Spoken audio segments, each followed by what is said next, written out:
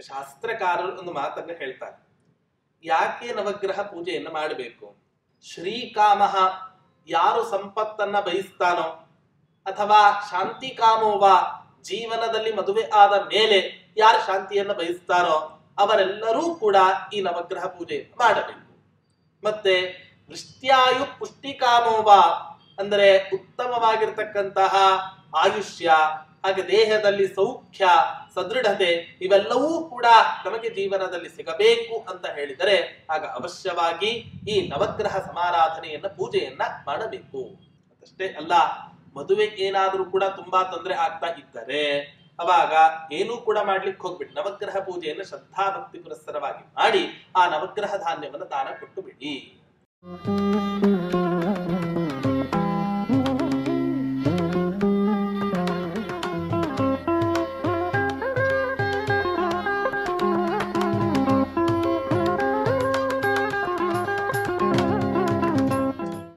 ಪೂಜ್ಯಾಯ ರಾಘವೇಂದ್ರಾಯ ಸತ್ಯಧರ್ಮರತಾಯ ಚ ಭಜತಾಂ ಕಲ್ಪವೃಕ್ಷಾಯ ನಮತಾಂ ಕಾಮಧೇನವೇ ದುರ್ವಾದಿಧ್ವಾಂತರವಯೇ ವೈಷ್ಣವೇಂದೀವರೇಂದವೇ ಶ್ರೀ ರಾಘವೇಂದ್ರ ಗುರವೇ ನಮೋ ಅತ್ಯಂತ ದಯಾಲವೇ.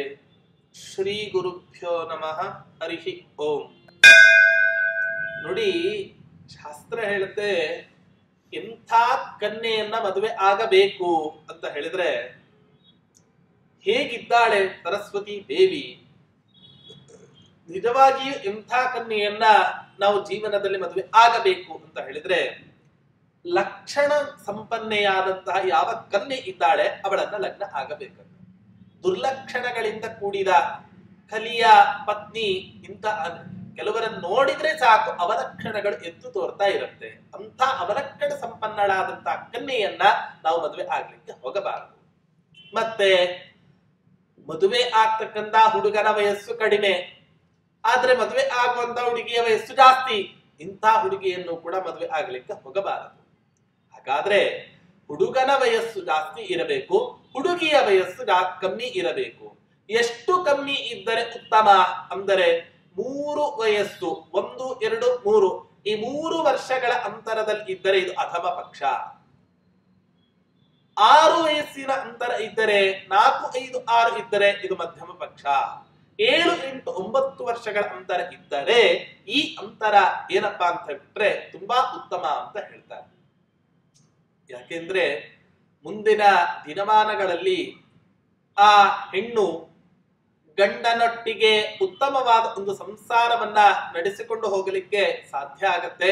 ಅಷ್ಟೇ ಅಲ್ಲ, ಗಂಡ ನಂತ ಅವಸಾನದ ಕಾಲದಲ್ಲಿಯೂ ಕೂಡ ಹೆಣ್ಣಿಗೆ ಯಾವ ವಿಧವಾದಂತ ಒಂದು ಧೈರ್ಯ ಇರುತ್ತೋ ಅಂಥ ಒಂದು ಪ್ರಚಂಡ ಧೈರ್ಯ ಯಾವ ಪುರುಷನಿಗೂ ಕೂಡ ಜಗತ್ತಿನಲ್ಲಿ ಇರೋದಿಲ್ಲ. ಈ ಕಾರಣದಿಂದ ವಯಸ್ಸಿನಲ್ಲಿ ಹಿರಿಯಳಾದ ಕನ್ಯೆಯರನ್ನ ಮದುವೆ ಆದ್ರೆ ಮೊದಲು ಅವಳೇ ಸತ್ತರೆ ಹೆಂಡತಿಯನ್ನ ಕಳೆದುಕೊಂಡ ಯಾವ ಗಂಡನೂ ಕೂಡ ಕೊನೆ ತನಕ ಜೀವನದಲ್ಲಿ ಸುಖವಾಗಿ ಬಾಳಿದ್ದನ್ನ ನಾವು ಇವತ್ತಿನ ತನಕ ನೋಡೋದಿಲ್ಲ. ಆದರೆ ಹೆಂಡತಿ ಮಾತ್ರ ಗಂಡ ಸತ್ತು ಹೋದರೂ ಕೂಡ ತನ್ನ ಒಂದು ಅಂತಃಸತ್ವದ ಒಂದು ಬಲದಿಂದ ಅನೇಕ ದಿನಗಳ ಪರ್ಯಂತ ಅವಳು ಈ ಸಂಸಾರವನ್ನ ನಡೆಸುವಂತಹದ್ದನ್ನ ನಾವು ನೋಡ್ತೇವೆ. ಆದ್ದರಿಂದ ವಯಸ್ಸಿನಲ್ಲಿ ಕಡಿಮೆ ಇರಬೇಕಂತೆ ಇಂಥ ಕನ್ಯೆಯನ್ನ ಮದುವೆ ಆಗಬೇಕು. ಮತ್ತೆ ಬೇರೆ ಗೋತ್ರದವರೇ ಆಗಿರಬೇಕು. ಸಗೋತ್ರದವರನ್ನ ಅಪ್ಪಿ ತಪ್ಪಿಯೂ ಕೂಡ ವಿವಾಹ ಆಗಬೇಡಿ ಅಂತ ಹೇಳುತ್ತೆ. ಪತಿತರಾಗಿ ಬಿಡ್ತೇವೆ. ರಕ್ತ ಸಂಬಂಧಿಗಳಲ್ಲಿ ವಿವಾಹವನ್ನ ಮಾಡಿಕೊಳ್ಳಬೇಡಿ. ಮತ್ತಷ್ಟೇ ಅಲ್ಲ, ಕನ್ಯೆಯನ್ನ ಪರೀಕ್ಷೆ ಮಾಡಬೇಕು ಅಂತ ಹೇಳಿಬಿಟ್ರೆ ಈಗಿನ ಕಾಲದಿಂದ ಆಸ್ಪತ್ರೆ ಕರ್ಕೊಂಡು ಹೋಗಿ ಕನ್ಯೆ ಹೇಗಿದ್ದಾಳೆ ಅನ್ನೋದನ್ನ ಪರೀಕ್ಷೆ ಮಾಡಿಸ್ತಕ್ಕಂತಹ ಪ್ರಕ್ರಿಯೆ ಹಿಂದಿನ ಕಾಲದಲ್ಲಿ ಇರಲಿಲ್ಲ. ಹಾಗಾದ್ರೆ ಕನ್ಯೆಯ ಗುಣಗಳನ್ನ ಯಾವ ರೀತಿಯಿಂದ ಹಿಂದಿನ ಕಾಲದಲ್ಲಿ ಪರೀಕ್ಷಿಸ್ತಾ ಇದ್ರು ಅಂದ್ರೆ, ತಂದೆಯ ಆರೋಗ್ಯದಿಂದ ಆ ಕನ್ಯೆಯ ಆರೋಗ್ಯವನ್ನ ಪರೀಕ್ಷಿಸು, ಹಾಗೆ ತಾಯಿಯ ಶೀಲದಿಂದ ಕನ್ಯೆಯ ನಡತೆಯನ್ನ ಪರೀಕ್ಷಿಸು. ಅಷ್ಟೇ ಅಲ್ಲ, ಆಚಾರದಿಂದ ಅವರ ಮನೆಗಳಲ್ಲಿ ಇರತಕ್ಕಂತಹ ಯಾವ ಆಚಾರ ಇದೆ ಈ ಆಚಾರದಿಂದ ನಾವು ಕುಲವನ್ನ ಪರೀಕ್ಷಿಸಬೇಕು, ಆ ಹುಡುಗಿಯ ಕುಲವನ್ನ ಪರೀಕ್ಷಿಸಬೇಕು. ಹೊರತು ಆಸ್ಪತ್ರೆಗೆ ಹೋದ್ನೋ ಇನ್ಯಾವುದೋ ಅಪ್ರಯೋಜಕವಾದಂತಹ ಯಾವ್ದ್ಯಾವುದೋ ಪ್ರಯೋಗಗಳನ್ನ ಮಾಡಿ ಅವರ ಮನಸ್ಸಿಗೂ ಘಾಸಿ ಆಗುವಂತೆ ನಮ್ಮ ಮನಸ್ಸಿಗೂ ಕೂಡ ಘಾಸಿ ಆಗುವಂತ ಯಾವುದೇ ಘಟನೆಗಳನ್ನ ನಾವು ಮಾಡಬಾರದು. ಅದಕ್ಕೋಸ್ಕರವೇ ಹಿಂದಿನ ಕಾಲದಲ್ಲಿ ಹುಡುಗಿಯ ತಂದೆಯ ಆರೋಗ್ಯದಿಂದ ಹುಡುಗಿಯ ಆರೋಗ್ಯ, ತಾಯಿಯ ನಡತೆಯಿಂದ ಹುಡುಗಿಯ ಶೀಲ, ಆಚಾರದಿಂದ ಕುಲವನ್ನು ಅಳಿತಾ ಇದ್ರು. ಎಂಥ ಒಂದು ಅದ್ಭುತವಾದಂತಹ ಒಂದು ಕಾನ್ಸೆಪ್ಟ್ ಅನ್ನ ನಮ್ಮ ಪ್ರಾಚೀನರು ಕೊಟ್ಟಿದ್ದಾರೆ ಅನ್ನೋದನ್ನ ನಾವು ಗಮನಿಸಬೇಕು. ಮತ್ತಷ್ಟೇ ಅಲ್ಲ, ಮದುವೆ ಆಗಬೇಕಾದ್ರೆ ಒಂದೊಂದ್ಸಲ ಏನಾಗಿರುತ್ತೆ ಅಂದ್ರೆ, ತುಂಬಾ ಎತ್ತರದ ಹುಡುಗಿ, ಹುಡುಗನ ಎತ್ತರ ಎಷ್ಟೋ ಅದಕ್ಕಿಂತಲೂ ಮಿಗಿಲಾದ ಎತ್ತರ ಇರುವಂತಹ ಹುಡುಗಿಯನ್ನ ಮದುವೆ ಆಗಬೇಡ. ಹಾಗಂತ ಹೇಳಿ ಸೊಂಟದ ಕೆಳಗೆ ಬರುವಂತಹ ಹುಡುಗಿಯನ್ನು ಕೂಡ ಲಗ್ನ ಆಗಬೇಡ. ಹಾಗಾದ್ರೆ ಎಷ್ಟು ಎತ್ತರ ಇರಬೇಕು ಅಂದರೆ, ಭುಜದ ತನಕ ಎತ್ತರ ಇರುವ ಯಾವ ಹುಡುಗಿ ಸಿಗ್ತಾಳೋ ಅಂತ ಹುಡುಗಿಯನ್ನು ಹುಡುಕಿ ನೀನು ಲಗ್ನವಾಗು ಅಂತ ಈ ರೀತಿಯಾಗಿ. ಅದಕ್ಕೋಸ್ಕರವೇ ಶಾಸ್ತ್ರ ಹೇಳುತ್ತೆ, ಪಂಚಲಕಾರಾಂ ಭಾರ್ಯಾಂ ಪುರುಷ ಪುಣ್ಯಾಧಿಕೋ ಲಭತೆ, ಅನುಕೂಲಾಂ ವಿಮಲಾಂಗೀಂ ಕುಲಜಾಂ ಕುಶಲಾಂ ಸುಶೀಲ ಸಂಪನ್ನಾಂ ಪಂಚಲಕಾರಾಂ ಭಾರ್ಯಾಂ ಪುರುಷ ಪುಣ್ಯಾಧಿಕೋ ಲಭತೆ ಅಂತ ನಮ್ಮ ಪ್ರಾಚೀನರ ಮಾತು. ಅಂದ್ರೆ 5 ಲಕಾರ ಇರುವಂತಹ ಒಬ್ಬ ಹೆಂಡತಿ ಸಿಗಬೇಕು ಅಂತಾದರೆ ಅವನು ಈ ಜನ್ಮದಲ್ಲಿ, ಹಿಂದಿನ ಜನ್ಮದಲ್ಲಿ ತುಂಬಾ ಉತ್ತಮವಾದಂತಹ ತಪಸ್ಸನ್ನ ಆಚರಣೆ ಮಾಡಿದ್ರೆ ಮಾತ್ರ ಅವನಿಗೆ ಸಿಗಲಿಕ್ಕೆ ಸಾಧ್ಯ, ಹೊರತು ಇಲ್ಲದಿದ್ರೆ ಸಾಧ್ಯವೇ ಇಲ್ಲ ಅಂತ ಈ ರೀತಿಯಾಗಿ ಹೇಳ್ತಾರೆ.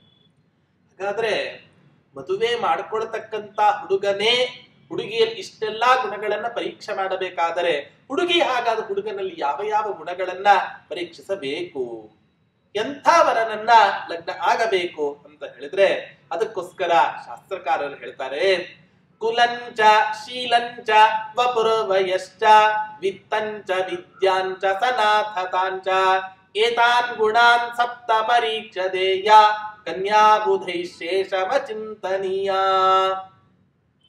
ಹುಡುಗನ ಕುಲ, ಶೀಲ ಇವೇ ಮೊದಲಾದಂತ ಎಲ್ಲ ಗುಣಗಳನ್ನು ಕೂಡ ಪರೀಕ್ಷಿಸಿ ಆ ಹುಡುಗನಿಗೆ ಏನ್ ಮಾಡಬೇಕು ಅಂದ್ರೆ ಕನ್ಯಾದಾನವನ್ನ ಮಾಡಬೇಕು ಅಂತ ಹೇಳುತ್ತೆ.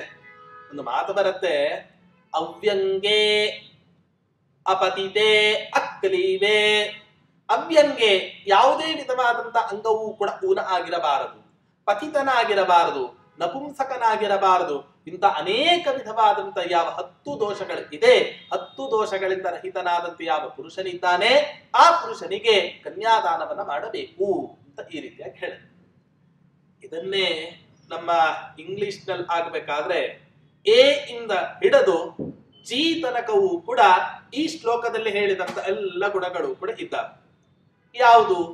ಎ ಅಂದ್ರೆ ಏಜ್, ಹುಡುಗನ ವಯಸ್ಸು. ಬಿ ಅಂತ ಹೇಳ್ಬಿಟ್ರೆ ಬ್ಯೂಟಿ, ಅವನ ಸೌಂದರ್ಯ. ಸಿ ಅಂದ್ರೆ ಕ್ಯಾರೆಕ್ಟರ್, ಅವನ ನಡತೆ. ಡಿ ಅಂತ ಹೇಳ್ಬಿಟ್ರೆ ಡೌರಿ. ಜಿ ಇ ಅಂತ ಹೇಳ್ಬಿಟ್ರೆ ಎಜುಕೇಶನ್. ಎಫ್ ಅಂತ ಹೇಳ್ಬಿಟ್ರೆ ಫ್ಯೂಚರ್. ಜಿ ಅಂತ ಹೇಳ್ಬಿಟ್ರೆ ಗೋತ್ರ. ಈ 7 ಗುಣಗಳನ್ನ ನಾವು ಪರೀಕ್ಷಿಸಿ ಆ ಕನ್ಯೆಯನ್ನ ವರನಿಗೆ ದಾನವನ್ನ ಮಾಡಬೇಕು ಅಂತ ಹೇಳುತ್ತೆ ಶಾಸ್ತ್ರ. ತುಂಬಾ ಕೋಪಿಷ್ಠನಾಗಿದ್ದರೆ, ತುಂಬಾ ನಿರ್ದಯಿ ಆಗಿದ್ರೆ, ಅಥವಾ ಹೆಂಡವನ್ನ ಕುಡಿತಕ್ಕಂತ ವ್ಯಕ್ತಿ ಆಗಿದ್ರೆ ಅಂತ ವ್ಯಕ್ತಿಗೆ ಅಪ್ಪಿ ತಪ್ಪಿಯೂ ಕೂಡ ನಿಮ್ಮ ಕನ್ಯೆಯನ್ನ ಧಾರೆ ಎರೆದು ಕೊಡಬೇಡಿ ಅಂತ ಧರ್ಮಶಾಸ್ತ್ರಗಳು ಹೇಳುತ್ತೆ. ಆದ್ದರಿಂದ ಇಂಥ ವೆಂಕಟನಾಥರಲ್ಲಿ ಅವ್ಯಂಗೆ, ಅವ್ಯಂಗರು, ಅಪತಿತರು, ಅಕ್ಲೀಬರು, ಕುಲ, ಶೀಲ, ದೇಹ, ವಯಸ್ಸು ಎಲ್ಲವೂ ಕೂಡ ಶಾಸ್ತ್ರದಲ್ಲಿ ಹೇಳಿದಂತೆ ಎಲ್ಲ ಲಕ್ಷಣಗಳು ಕೂಡ ಈ ವೆಂಕಟನಾಥರಲ್ಲಿ ಇದೆ.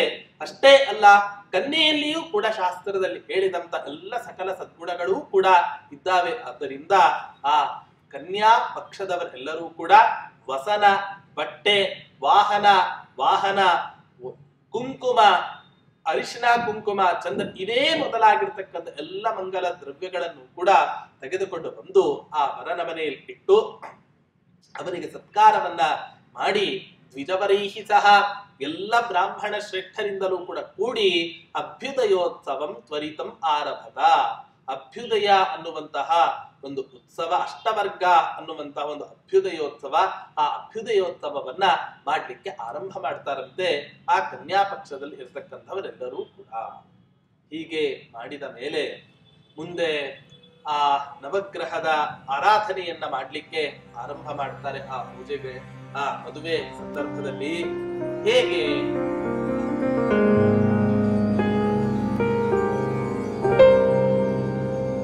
समस्तवस्तूनि नवग्रहेभ्योऽप्यनुग्रहार्थं निरवग्रहार्थं कुतूहलात्तौ कुलदेवतायै समर्पयामास तुरादरेण।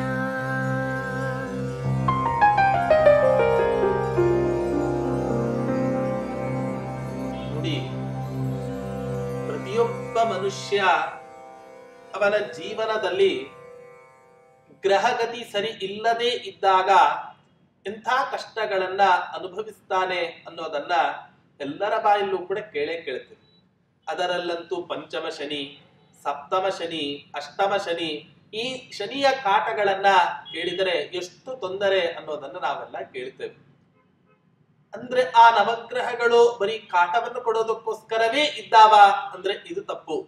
ಯಾಕೆಂದ್ರೆ ನಾವು ಮಾಡಿದ ಜನ್ಮಾಂತರದಲ್ಲಿ ಮಾಡಿದಂತೆ ಯಾವ ದುಷ್ಕರ್ಮಗಳಿದೆ ಆ ದುಷ್ಕರ್ಮಕ್ಕನುಗುಣವಾಗಿ ಆ ನವಗ್ರಹಗಳು ನಮ್ಮ ಜಾತಕದಲ್ಲಿ ಮುಂದೆ ಬರುವಂತ ಎಚ್ಚರಿಕೆಯನ್ನು ಸೂಚಿಸ್ತಾವಂತೆ. ಆ ಎಚ್ಚರಿಕೆಗೆ ಅನುಗುಣವಾಗಿ ನಾವು ಜೀವನವನ್ನ ನಡೆಸಿದರೆ ಅವಾಗ ನಮ್ಮ ಜೀವನ ಮಂಗಲಮಯ ಆಗುತ್ತೆ.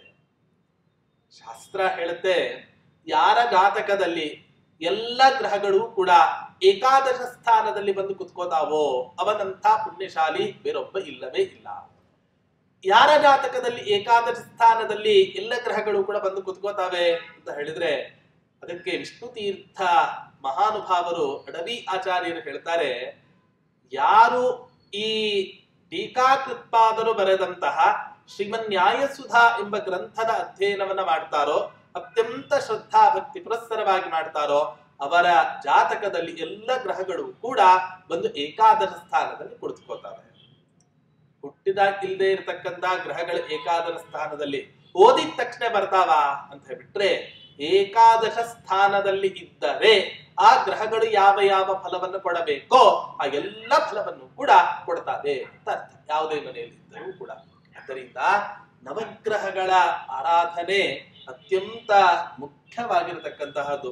ಅದರಲ್ಲೂ ಕೂಡ ಈ ಮದುವೆ, ಇದೇ ಮೊದಲಾದಂತಹ ಮಂಗಲ ಸಮಾರಂಭಗಳಲ್ಲಿ ಅಂತೂ ಈ ನವಗ್ರಹಗಳ ಆರಾಧನೆ, ಆ ತದಂತರ್ಯಾಮಿಯಾಗಿರತಕ್ಕಂಥ ಯಾವ ಲಕ್ಷ್ಮೀ ನರಸಿಂಹರೂಪಿ ಪರಮಾತ್ಮ ಇದ್ದಾನೆ ಅವನ ಪ್ರಾರ್ಥನೆ. ನವಗ್ರಹಾಂತರ್ಯಾಮಿಯಾದಂತಹ ದೇವತೆ ಲಕ್ಷ್ಮೀ ನರಸಿಂಹ ರೂಪ ದೇವತೆ. ನಾವೆಲ್ಲ ಇವತ್ತಿನ ದಿನ ವಿಘ್ನ ನಾಶಕ ಅಂದರೆ ಗಣಪತಿ ಅಂತ ನಾವೆಲ್ಲ ತಿಳ್ಕೋತೇವೆ. ಆದರೆ ನಮಗೆ ಯಾವ ರೀತಿ ಜೀವನದಲ್ಲಿ ವಿಘ್ನಗಳು ಬರ್ತಾವೋ ಅದೇ ರೀತಿ ಗಣಪತಿಗೂ ಕೂಡ ವಿಘ್ನ ಬರುತ್ತೆ. ಹಾಗಾದ್ರೆ ಅವನಿಗೆ ಬಂದ ವಿಘ್ನವನ್ನ ಹೇಗ್ ಪರಿಹಾರ ಮಾಡ್ಕೋತಾನೆ ಅಂದ್ರೆ, ಅದಕ್ಕೋಸ್ಕರ ಲಕ್ಷ್ಮೀ ನರಸಿಂಹ ದೇವರ ಉಪಾಸನೆಯನ್ನ ಮಾಡಿ ಸಕಲ ವಿಘ್ನ ನಿವಾರಕನಾದಂತ ಯಾವ ಆ ಲಕ್ಷ್ಮೀ ನರಸಿಂಹ ದೇವರಿದ್ದಾರೆ ಅವರ ಉಪಾಸನೆಯನ್ನ ಮಾಡಿ ಅವನೇನ್ ಮಾಡ್ಕೋತಾನೆ ಅಂದ್ರೆ ವಿಘ್ನವನ್ನ ನಾಶ ಮಾಡ್ಕೋತಾನೆ. ಈ ಒಂದು ಉದ್ದೇಶದಿಂದ ಮದುವೆಯಂತಹ ಒಂದು ಮಂಗಲ ಸಮಾರಂಭದಲ್ಲಿ ಗ್ರಹ ನಿಮಿತ್ತವಾಗಿರತಕ್ಕಂತಹ ಯಾವುದೇ ಒಂದು ದೋಷ ಇದ್ದರೂ ಕೂಡ ಆ ಎಲ್ಲ ದೋಷಗಳು ಕೂಡ ಪರಿಹಾರ ಆಗಬೇಕು ಅನ್ನೋ ಕಾರಣದಿಂದ ನವಗ್ರಹ ಪೂಜೆಯನ್ನ ಅತ್ಯವಶ್ಯವಾಗಿ ನಾವು ಮಾಡಿಸಲೇಬೇಕು ಅನ್ನೋದನ್ನ ನಮಗೆ ಈ ಮೂಲಕ ಗೊತ್ತಾಗ್ತಾ ಇದೆ. ಹೇಳ್ತಾ ಇದ್ದಾರೆ, ಯಾಕೆ ಅಂದ್ರೆ ಇಲ್ಲಿ ಶಾಸ್ತ್ರಕಾರರು ಒಂದು ಮಾತನ್ನ ಹೇಳ್ತಾರೆ, ಯಾಕೆ ನವಗ್ರಹ ಪೂಜೆಯನ್ನ ಮಾಡಬೇಕು? ಶ್ರೀಕಾಮಃ ಶಾಂತಿ ಕಾಮೋವ ಗ್ರಹ ಪೂಜಾಂ ಸಮಾಚರೇ ವೃಷ್ಟ್ಯಾಯು ಪುಷ್ಟಿ ಕಾಮೋವ ತಥೈವಾಭಿಚರನ್ನಪಿ. ಶ್ರೀಕಾಮಃ ಯಾರು ಸಂಪತ್ತನ್ನ ಬಯಸ್ತಾನೋ, ಅಥವಾ ಶಾಂತಿ ಕಾಮೋವ ಜೀವನದಲ್ಲಿ ಮದುವೆ ಆದ ಮೇಲೆ ಯಾರು ಶಾಂತಿಯನ್ನ ಬಯಸ್ತಾನೋ ಅವರೆಲ್ಲರೂ ಕೂಡ ಈ ನವಗ್ರಹ ಪೂಜೆ ಮಾಡಬೇಕು. ಮತ್ತೆ ವೃಷ್ಟ್ಯಾಯು ಪುಷ್ಟಿ ಕಾಮೋವ ಅಂದರೆ ಉತ್ತಮವಾಗಿರ್ತಕ್ಕಂತಹ ಆಯುಷ್ಯ, ಹಾಗೆ ದೇಹದಲ್ಲಿ ಸೌಖ್ಯ, ಸದೃಢತೆ ಇವೆಲ್ಲವೂ ಕೂಡ ನಮಗೆ ಜೀವನದಲ್ಲಿ ಸಿಗಬೇಕು ಅಂತ ಹೇಳಿದರೆ ಆಗ ಅವಶ್ಯವಾಗಿ ಈ ನವಗ್ರಹ ಸಮಾರಾಧನೆಯನ್ನ ಪೂಜೆಯನ್ನ ಮಾಡಬೇಕು. ಹೇಳತ್ತೆ ಯಾಕೆ ಅಂದ್ರೆ, ದುಷ್ಟಾರಿಷ್ಟೇ ಸಮಾಯಾತೆ ಕರ್ತವ್ಯಂ ಗ್ರಹ ಶಾಂತಿಕಂ ವೃಷ್ಟಿ ಪುಷ್ಟ್ಯಾಯು ಆರೋಗ್ಯ ಸಪ್ತ ರಾಜ್ಯಾಂಗ ವೃದ್ಧಯೇ. 7 ತರಹದ ರಾಜ್ಯಾಂಗದ ಅಭಿವೃದ್ಧಿಗೋಸ್ಕರ ಅನೇಕ ವಿಧವಾದಂತ ಪೀಡೆಗಳು, ಅರಿಷ್ಟಗಳು ಬಂದಾಗ ಈ ನವಗ್ರಹದ ಒಂದು ಆರಾಧನೆಯನ್ನು ಮಾಡಿದರೆ ಅವಶ್ಯವಾಗಿ ಆ ನವಗ್ರಹ ದೇವತೆಗಳು ನಮಗೆ ಅನುಕೂಲವನ್ನು ಮಾಡಿ ಕೊಡ್ತಾವೆ. ಗ್ರಹ ಗಾವೋ ನರೇಂದ್ರಾಶ್ಚ ಬ್ರಾಹ್ಮಣಾಶ್ಚ ವಿಶೇಷತಃ ಪೂಜಿತಾ ಪೂಜಯಿಷ್ಯಂತಿ ನಿರ್ದಹಂತ್ಯವಮಾನಿತಾ. ಗ್ರಹ ನವಗ್ರಹಗಳು, ಗಾವ ಹಸುಗಳು, ಹಾಗೆ ಬ್ರಾಹ್ಮಣರು ಇವರೆಲ್ಲರನ್ನೂ ಕೂಡ ಪೂಜೆ ಮಾಡಿದರೆ ಅವಶ್ಯವಾಗಿ ನಮಗೆ ಅದರ 10 ಪಟ್ಟು ಫಲಗಳನ್ನು ಕೊಡ್ತಾರೆ. ಒಂದು ವೇಳೆ ಅವಮಾನ ಮಾಡಿದರೆ ನಮ್ಮನ್ನು ಸುಟ್ಟು ಹಾಕಿ ಬಿಡುತ್ತಂತೆ ಆ ಬ್ರಾಹ್ಮಣರ ತಪಸ್ಸು, ಹಾಗೆ ಗೋವಿನ ಒಂದು ವೇದನೆ, ಹಾಗೆ ನವಗ್ರಹ ದೇವತೆಗಳ ಅವಗ್ರಹ ನಮ್ಮ ಮೇಲೆ ಆಗುತ್ತೆ. ಈ ಒಂದು ಉದ್ದೇಶದಿಂದ ಅವಶ್ಯವಾಗಿ ಪ್ರತಿಯೊಬ್ಬ ಪುರುಷನು ಕೂಡ ತನ್ನ ಜೀವನದಲ್ಲಿ ಮಂಗಲ ಕಾರ್ಯವನ್ನು ನಡೆಸಬೇಕಾದರೆ ನವಗ್ರಹದ ಪೂಜೆಯನ್ನ, ಆ ಸತ್ಕಾರವನ್ನು ಮಾಡಲೇಬೇಕು ಅಂತ ಈ ರೀತಿಯಾಗಿ ಹೇಳುತ್ತೆ. ಅಷ್ಟೇ ಅಲ್ಲ, ಮದುವೆ ಏನಾದರೂ ಕೂಡ ತುಂಬಾ ತೊಂದರೆ ಆಗ್ತಾ ಇದ್ದರೆ ಅವಾಗ ಏನೂ ಕೂಡ ಮಾಡ್ಲಿಕ್ಕೆ ಹೋಗ್ಬಿಡಿ, ನವಗ್ರಹ ಪೂಜೆಯನ್ನು ಶ್ರದ್ಧಾಭಕ್ತಿ ಪುರಸ್ಸರವಾಗಿ ಮಾಡಿ ಆ ನವಗ್ರಹ ಧಾನ್ಯವನ್ನು ದಾನ ಕೊಟ್ಟು ಬಿಡಿ. ಇನ್ನೂ ಒಂದು ಮಾತು ಬರುತ್ತೆ ಭಾಗವತದ ಒಂದು ಸಂದರ್ಭದಲ್ಲಿ, ಈ ನವಗ್ರಹ ನಿಮಿತ್ತವಾಗಿರ್ತಕ್ಕಂಥ ದೋಷಗಳು ಏನಾದರೂ ಜೀವನದಲ್ಲಿ ಬಂದು ವಿವಾಹಕ್ಕೆ ಪ್ರತಿಬಂಧಕವಾಗಿತ್ತು ಅಂತಾದರೆ ಅವಾಗ ಶಿಂಶುಮಾರನ ಪ್ರತಿಮೆಯನ್ನ ನೀವು ಅನೇಕ ಜನ ಬ್ರಾಹ್ಮಣರಿಗೆ ದಾನವನ್ನ ಮಾಡಿ. ಆ ಶಿಂಶುಮಾರನ ಪ್ರತಿಮಾದಾನದ ಫಲದಿಂದ ನಿಮಗೆ ಈ ಸಂದರ್ಭದಲ್ಲಿ ಮದುವೆ ಆಗ್ಲಿಕ್ಕೆ ಎಷ್ಟೇ ಪ್ರತಿಬಂಧಕ ಇದ್ದರೂ ಕೂಡ ಆ ಶಿಂಶುಮಾರ ರೂಪಿ ಪರಮಾತ್ಮ ಎಲ್ಲ ಪ್ರತಿಬಂಧಕಗಳನ್ನು ಕೂಡ ತೊಡೆದು ಹಾಕಿ ನಿಮಗೆ ಉತ್ತಮವಾಗಿರತಕ್ಕಂತಹ ಒಂದು ಕನ್ಯೆಯನ್ನ ಕೊಡಿಸಿ ಉತ್ತಮವಾಗಿರತಕ್ಕಂತಹ ವಿವಾಹವನ್ನ ಮಾಡಿಕೊಳ್ಳಲಿಕ್ಕೆ ಅನುಕೂಲ ಮಾಡಿಕೊಡ್ತಾನಂತೆ ಶಿಂಶುಮಾರ ರೂಪಿ ಪರಮಾತ್ಮ. ಚೇಡಿನ ಆಕಾರದಲ್ಲಿ ಇರುವಂತಹ ಒಂದು ಭಗವಂತನ ಪ್ರತೀಕ. ಇಂಥ ಪ್ರತೀಕವನ್ನ ನೀವು ದಾನವನ್ನ ಮಾಡಿದರೆ ಅವಶ್ಯವಾಗಿ ಆ ನವಗ್ರಹ ದೇವತೆಗಳ ಅನುಗ್ರಹ, ಹಾಗೆ ನವಗ್ರಹಾಂತರ್ಯಾಮಿಯಾಗಿರ್ತಕ್ಕಂತಹ ಯಾವ ಲಕ್ಷ್ಮೀ ನರಸಿಂಹರೂಪಿ ಪರಮಾತ್ಮ ಇದ್ದಾನೆ ಅವನ ಅನುಗ್ರಹವೂ ಕೂಡ ನಮಗೆ ಆಗತ್ತೆ ಅಂತ ಈ ರೀತಿಯಾಗಿ ಹೇಳ್ತಾರೆ. ಅದನ್ನೇ ಈ ಶ್ಲೋಕದಲ್ಲಿಯೂ ಕೂಡ ಹೇಳ್ತಾ ಇದ್ದಾರೆ. ಕುತೂಹಲ, ಯಾವುದೇ ಒಂದು ಕರ್ಮವನ್ನ ಆಚರಣೆ ಮಾಡಬೇಕಾದರೆ ಮುಖ್ಯವಾಗಿ ಶ್ರದ್ಧೆ ಅನ್ನೋದು ಬೇಕು. ಶ್ರದ್ಧೆ ಇಲ್ಲದೆ ಮಾಡಿದ ಎಷ್ಟೇ ಕರ್ಮ ಆದರೂ ಕೂಡ ಆ ಕರ್ಮಕ್ಕೆ ಫಲ ಅನ್ನೋದು ಇಲ್ಲ. ಅದಕ್ಕೋಸ್ಕರ ಕುತೂಹಲ, ಅತ್ಯಂತ ಶ್ರದ್ಧೆಯಿಂದ ನಿರವಗ್ರಹಾರ್ಥಂ, ವಿಘ್ನ ಪರಿಹಾರಕ್ಕೋಸ್ಕರ, ಅನುಗ್ರಹಾರ್ಥಂ, ನವಗ್ರಹ ದೇವತೆಗಳ ಪ್ರಸನ್ನತೆಗೋಸ್ಕರ, ಆದರೇಣ ಭಕ್ತಿಯಿಂದ ತಮ್ಮ ಎಲ್ಲ ಕುಲದೇವತೆಗಳು ಅಂದರೆ ನಾಂದಿ ಸಮಾರಾಧನೆ ಇವೇ ಮೊದಲಾದಂತ ಎಲ್ಲ ಸತ್ಕರ್ಮಗಳನ್ನು, ಹಾಗೆ ನವಗ್ರಹೇಭ್ಯ ಸಮಸ್ತ ವಸ್ತೂದಿ, ನವಗ್ರಹ ದೇವತೆಗಳಿಗೆ ಆಯಾಯ ದೇವತೆಗಳಿಂದ ಅಭಿಮನ್ಯಮಾನವಾದಂತ ಯಾವ ಧಾನ್ಯಗಳು ಇದ್ದಾವೆ ಆ ಧಾನ್ಯಗಳನ್ನು ಇಟ್ಟು ಶಾಸ್ತ್ರೋಕ್ತ ರೀತಿಯಲ್ಲಿ ಪೂಜಾದಿ ಸತ್ಕಾರಗಳನ್ನ ಮಾಡಿ ಆ ಎಲ್ಲ ಪದಾರ್ಥಗಳನ್ನ, ಪೂರ್ಣ ಫಲಗಳನ್ನ ಆ ದೇವತೆಗಳಿಗೆ ಸಮರ್ಪಣೆ ಮಾಡಿ ಆ ಕಾರ್ಯದಲ್ಲಿ ಯಾವುದೇ ರೀತಿಯಾದಂತಹ ತೊಂದರೆ ಬರಬಾರದು ಅನ್ನುವಂತಹ ಒಂದು ಕಾರಣದಿಂದ ನವಗ್ರಹ ದೇವತೆಗಳ ಅನುಗ್ರಹ ಹಾಗೆ ಕುಲದೇವತೆಯ ಅನುಗ್ರಹವನ್ನು ಕೂಡ ಅವರು ಪ್ರಾರ್ಥನೆಯನ್ನ ಮಾಡಿದರಂತೆ ಆ ಸಂದರ್ಭದಲ್ಲಿ ಅಂತ ಹೇಳ್ತಾ ಇದ್ದಾರೆ. ಹೀಗೆ ನಿರೂಪಣೆಯನ್ನ ಮಾಡ್ತಾ ಮುಂದಿನ ಶ್ಲೋಕದಲ್ಲಿ ಹೇಳ್ತಾ ಇದ್ದಾರೆ, ಆ ಕನ್ಯೆಯ ತಂದೆ ವಿವಾಹದ ಒಂದು ಮಹೋತ್ಸವವನ್ನ ನೆರವೇರಿಸಿದರು. ಹೇಗೆ ಅನ್ನೋದನ್ನ ವರ್ಣನೆ ಮಾಡ್ತಾ ಇದ್ದಾರೆ.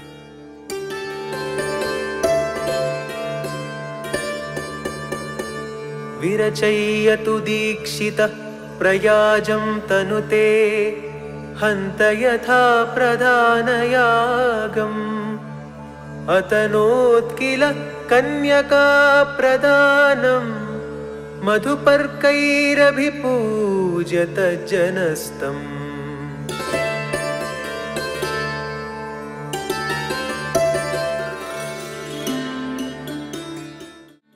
ಯಾಗ ಮಾಡಬೇಕಾದರೆ, ತುಂಬಾ ದೊಡ್ಡ ದೊಡ್ಡ ಯಜ್ಞ ಯಾಗಾದಿಗಳನ್ನ ನಡೆಸಬೇಕಾದರೆ ಆ ಯಜ್ಞ ಯಾಗಾದಿಗಳನ್ನ ಮಾಡೋದಕ್ಕಿಂತ ಮುಂಚೆ, ಪ್ರಧಾನ ಯಾಗವನ್ನ ಮಾಡೋದಕ್ಕಿಂತ ಮುಂಚೆ ಆ ಪ್ರಧಾನ ಯಾಗಕ್ಕೆ ಅಂಗಗಳಾಗಿರ್ತಕ್ಕಂಥ ಯಾವ ಹೋಮಶೇಷಗಳು ಇದ್ದಾವೆ ಆ ಎಲ್ಲ ಹೋಮಶೇಷಗಳನ್ನು ಕೂಡ ಮುಗಿಸಿ ಯಾವ ರೀತಿ ಪ್ರಧಾನ ಹೋಮವನ್ನ ಮಾಡ್ತಾರೋ ಅದೇ ಕ್ರಮವಾಗಿ ಈ ವಿವಾಹ ಸಂಸ್ಕಾರದಲ್ಲಿಯೂ ಕೂಡ ಕನ್ಯೆಯ ತಂದೆ ತಾಯಿಂದಿರು ವರನಿಗೆ ಮಧುಪರ್ಕದ ಒಂದು ಸಮರ್ಪಣೆಯನ್ನ ಮಾಡಿ ವರನಿಗೆ ಸತ್ಕಾರವನ್ನ ಮಾಡ್ತಾರಂತೆ. ಆಮೇಲೆ ಶಾಸ್ತ್ರೋಕ್ತ ರೀತಿಯಲ್ಲಿ ವಿದ್ಯುಕ್ತವಾಗಿ ಆ ವೆಂಕಟನಾಥರಿಗೆ ತಮಗೆ ಹುಟ್ಟಿದ ಯಾವ ಆ ಸರಸ್ವತಿ ಎಂಬ ಕನ್ಯೆ ಇದ್ದಾಳೆ ಆ ಕನ್ಯೆಯನ್ನ ಎಲ್ಲ ವೈದಿಕರ ಮುಂಭಾಗದಲ್ಲಿ, ಎಲ್ಲ ವೈದಿಕರ ಸನ್ನಿಧಾನದಲ್ಲಿ ಆ ಕನ್ಯೆಯ ಮಾತಾಪಿತೃಗಳು ಆ ವೆಂಕಟನಾಥರಿಗೆ ಕನ್ಯಾದಾನವನ್ನ ಮಾಡ್ತಾರೆ ಅನ್ನೋದನ್ನ ನಿರೂಪಣೆ ಮಾಡ್ತಾ ಇದ್ದಾರೆ.